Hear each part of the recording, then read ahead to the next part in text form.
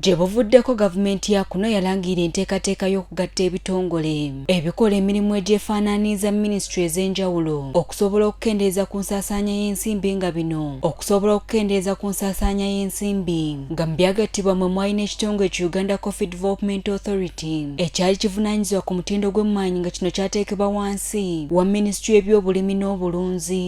Kala abadde atugoberera UCD katakyaliwo eteeka weeri. Okugattibwa kw'ebitongole bino kwaleka bangi ku bannayuganda naddala abalimi ng'emitima gibeewanise kubanga ebitongole bino byali bibayamba okufuna ensimbi ebigimusa ensigo n'ebirala okusobola okwongera ku mutindo gw'ebirime byabwe. Wabula bano olwaleero bafunye ku ssuubi okuva mu minisitule y'ebyobulimi n'obulunzi. Twagala okukakasa abalimi bonna abakola endagaano ne gavumenti mu pulojekiti eno njagala okukiddamu tugenda kubasasula ssente zammwe era tewali kigenda kukyukako na kibaddewo nga tuli mu kitongole kya UCDA.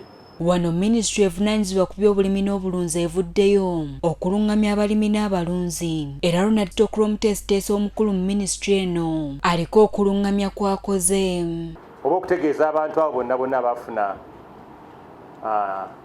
abateeka emikono ku ndagaano ne gavumenti mu pulojekiti eno nti bwe tunaatuuka mu budde bwamwe nga musabye nga mumaze okukola ebigendererwa ebirina basasulwa tujja kubasasula. Abo bonna abaasaba edda okusasulwa tubakakasa tugenda kubasasula batuyambeko buyambi bagumiikirizeko katono nga bwe tukyuse emikono ku akawuntisi zaffe era olunaamala ekyo bajja kuba bafuna ssente zaabwe. Ono ategeezezza nti abantu baatandise dda okuyitibwa okwefunira ku nsimbi eziteekebwawo gavumenti okubayamba naddala abalimi b'emmwanyi.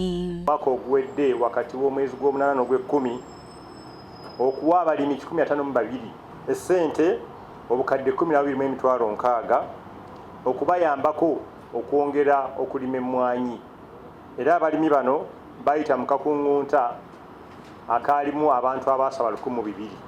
Mu ngeri eyo abantu bano betwawa essente bagenda kulima ikazi 35,000 ez'emmwanyi awamu ne ekazi 552 eza kokowa. Era ayongedde okulambulula ku mutendera omulimi w'emmwanyi ne kokowa gy'ayinza okuyitamu okusobola okwefunira ku nsimbi zino.